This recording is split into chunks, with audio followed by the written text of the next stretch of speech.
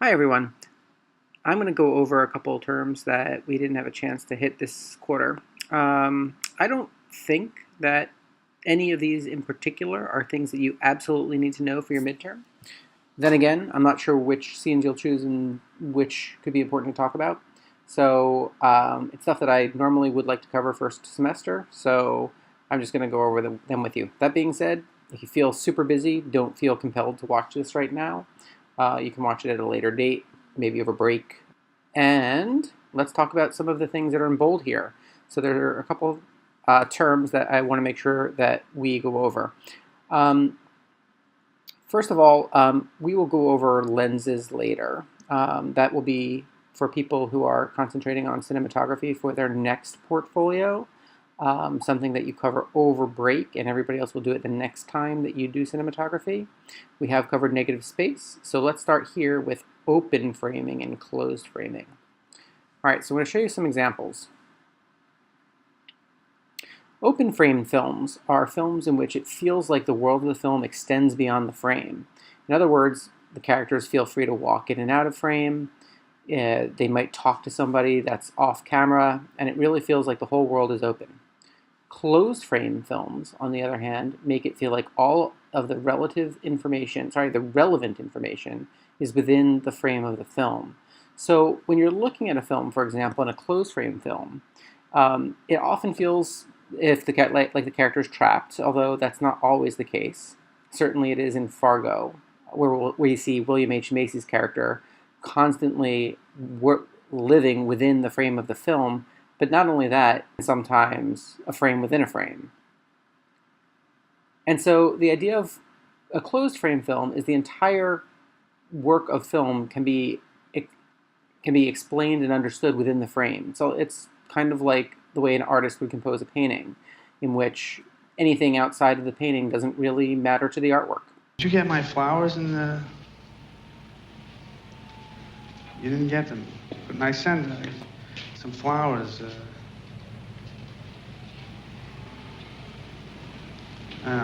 Well, okay. Can I call you again? And then tomorrow or the next day? Now, open framing and closed framing are two ways of thinking about composition in films. We talked about composition as it refers to the rule of thirds and the placement of subject matter within the frame. And open and closed framing is an important way to think about that, how film composition is different from, let's say, a painting or a drawing. The other big thing that changes in film from other kinds of art is movement. And that's what is meant by kinesis. Kinesis is the sense of movement on screen. And when we think about the idea of things moving on screen, that might seem obvious to you. But look at these examples and think about how do the movements here make it feel like these different movements create a different sense of composition.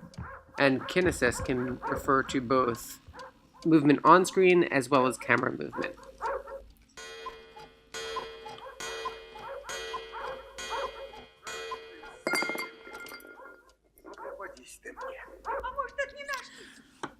Take a look at this clip from the movie Mirror by Andrei Tarkovsky and think about all the different ways movement is used on the screen with the characters moving, the props, the camera.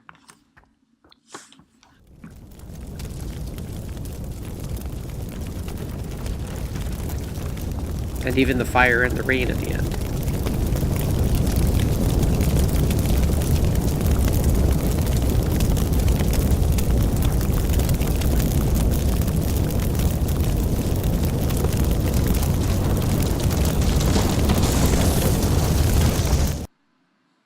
Another big issue in composition is the concept of the dominant. And that's pretty much exactly what it sounds like. How does something in the frame dominate the image? How do you know what's the subject matter of the shot? And usually that's told in some way, maybe through size, placement, color, or depth of field. And of course, there's other ways of establishing the dominant, but those are some of the most common. All right, let's talk about film stock. Film stock refers to what the film is actually shot on. Now, that might not be something that you normally think about because even though this class is called IB Film, we shoot mostly on video. And especially at first, our primary objective is just to get the best looking video possible with the best lighting and the best exposure. However, most films are still shot on actual film. So you can get something that's super grainy, black and white. You can go for that 70s Kodachrome look. In film, we call that Technicolor, with that sense of nostalgia. And basically, films have been shot on everything from tiny little 8mm reels to glorious 70mm prints. And I'm just talking about different film sizes that will result in different resolutions, different exposures, and different colors. What would you do with a brain if you had one? Okay, I'm going to skip male gaze for now and talk about that when we talk a little bit later about film theory. Let's talk about semiotics. Semiotics is, we could spend days and years on semiotics because semiotics really means the study of the language of symbols. Right now, I don't think this is going to play too much into any new vocabulary you'd use for your textual analysis, but it's just important to know that we talk about what things mean in film all the time, whether it's a color or an actual symbol or a character standing for something else. All of these are symbols. In other words, we derive meaning, and that meaning is either connotated or denotated. Okay, ignore the word verisimilitude for a second. It's a super important concept in film, but I want to stick with the idea of semiotics, and the connotated and the denotated are directly relevant to that.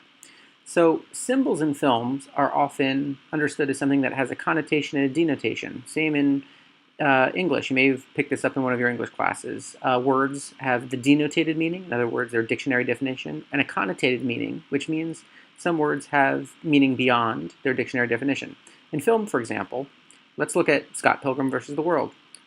Scott talks about connotation versus denotation directly when he's thinking about Ramona's hair.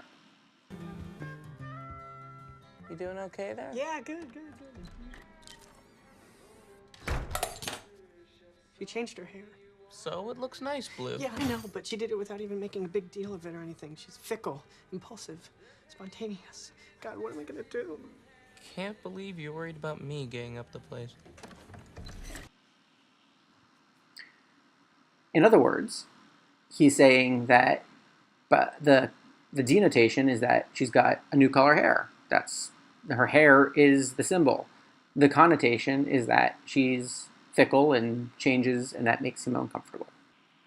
Okay, let's go back to verisimilitude now. Verisimilitude is a super often, maybe a little bit pretentious, used phrase in film.